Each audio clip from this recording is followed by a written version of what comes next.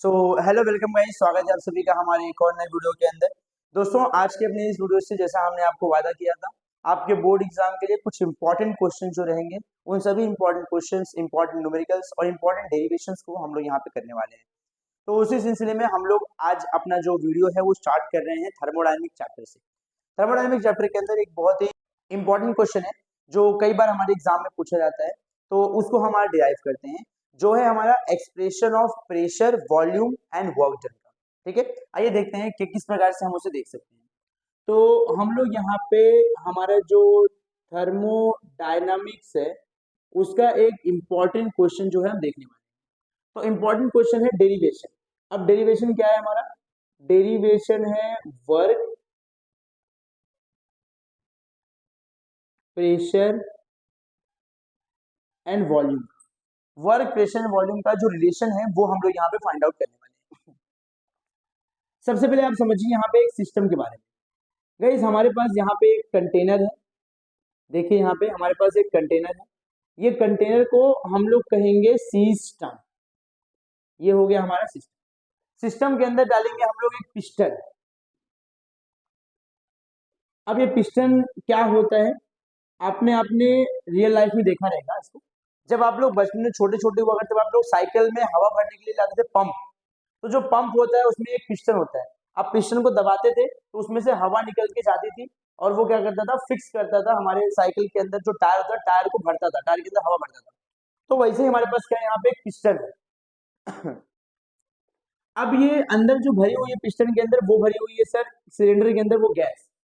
अब वो जो गैस अंदर भरी हुई है वो गैस है हमारी आइडियल गैस। एक आइडियल गैस, आइडियल गैस मतलब एकदम अच्छी सुंदर गैस, जो एकदम व्यवस्थित गैस है, मेरी तरह एकदम अच्छी गैस। अब यहां समझते हैं आगे। आइडियल गैस, जो हमारा यहाँ पे जो आइडियल गैस है उसका जो प्रेशर है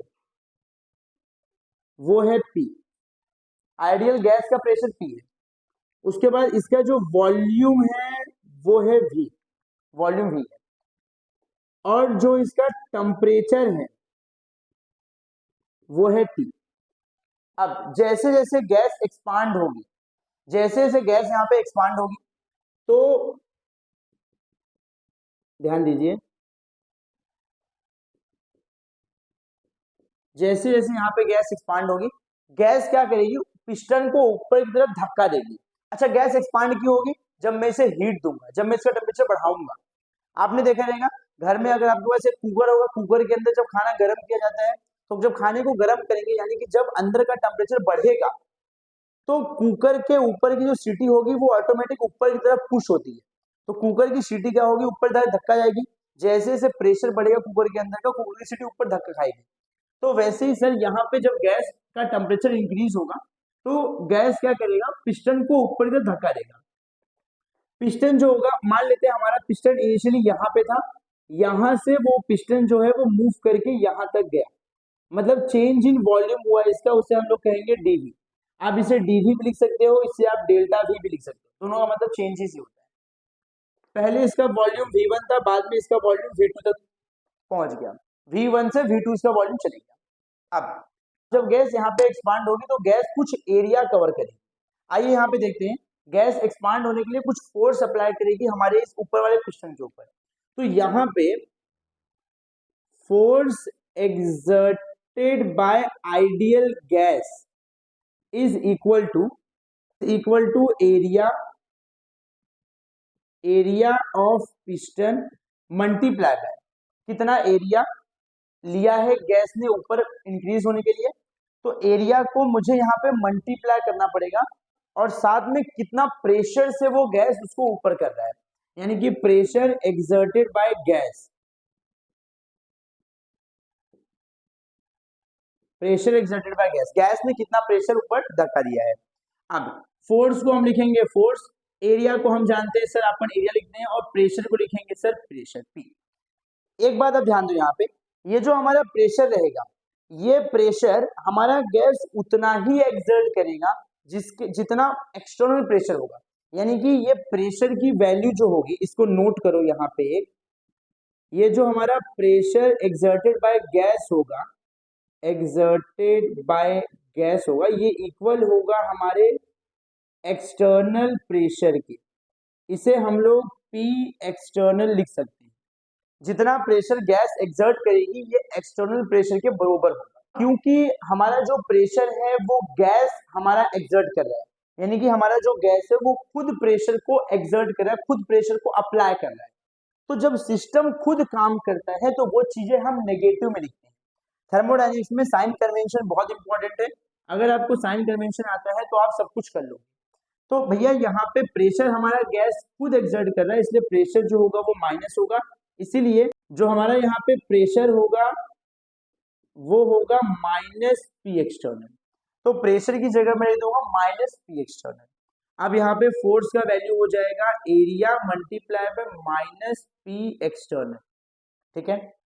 अब आगे एक बात हम लोग जानते हैं, वर्क डन का फॉर्मूला, अब बचपन से पढ़ते आ रहे हो वर्क डन का फॉर्मूला क्या होता है।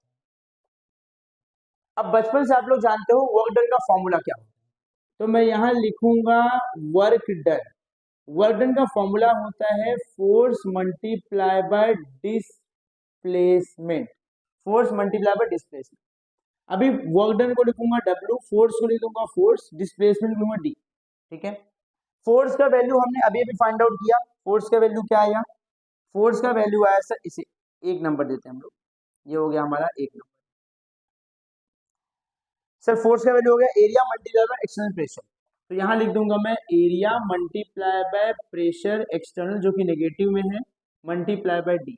अब माइनस पी एक्सटर्नल यहाँ करता हूँ, एरिया यहाँ करता हूँ D। एरिया इंटू डिस्प्लेसमेंट को हम बोलते हैं, ये होता है हमारा वॉल्यूम। ये कुछ चीजें हमें पता होनी चाहिए, ये भी आप ध्यान रखो, एरिया इंटू डिस्प्लेसमेंट को हम लोग लिखते हैं वॉल्यूम। तो वर्क का फॉर्मूला आ जाएगा minus P external delta we. अब आप बोलोगे सर डेल्टा वी क्यों आया, डेल्टा वी इसलिए है क्योंकि वॉल्यूम चेंज हो रहा है ना।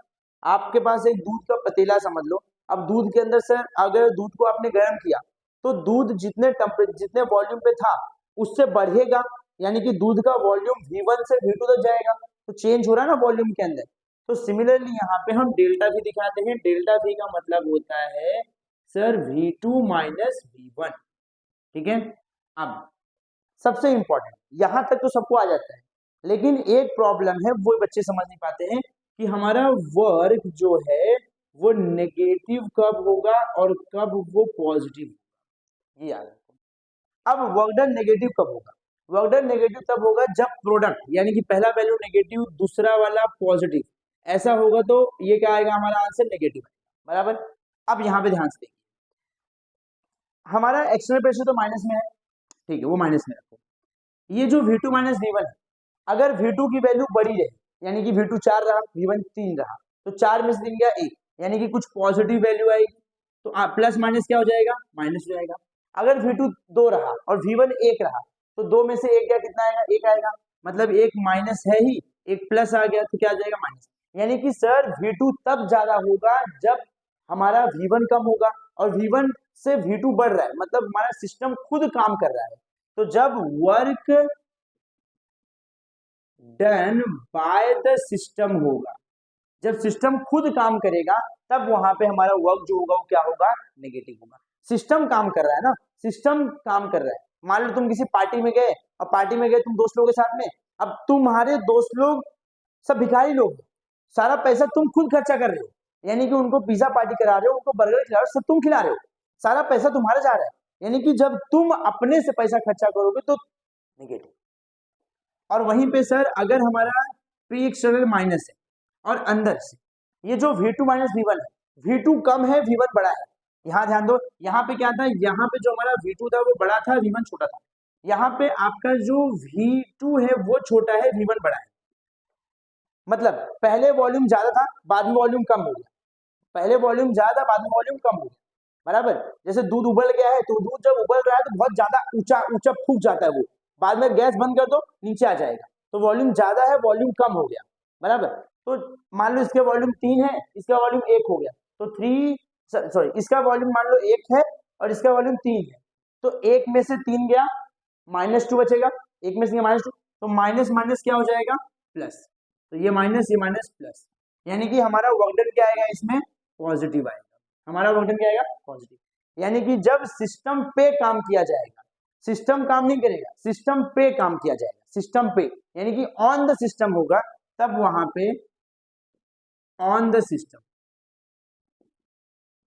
जब ऑन द सिस्टम होगा तब आपका जो वर्क होगा वो होगा यहाँ पे पॉजिटिव। जब ऑन द सिस्टम होगा तो वर्क डन आपका पॉजिटिव होने वाला है, ठीक है। तो आई होप आपको ये कंसेप्ट समझ में आया होगा। कुछ ऐसा हो सकता है कि आपको कहीं कहीं सिनेरियो पे, किसी की जगह पे ऐसा हो सकता है कि आपको कुछ बातें समझ में ना आई हो। तो अगर आपको जिस भी जगह पे, जिस भी सिनेरियो पे आपको लगा है कि यहाँ पे चीजें एक बार फिर से देखनी चाहिए मुझे, तो एक बार वीडियो को आप फिर से बैक करिए और उसको एक बार फिर से आप देखिए।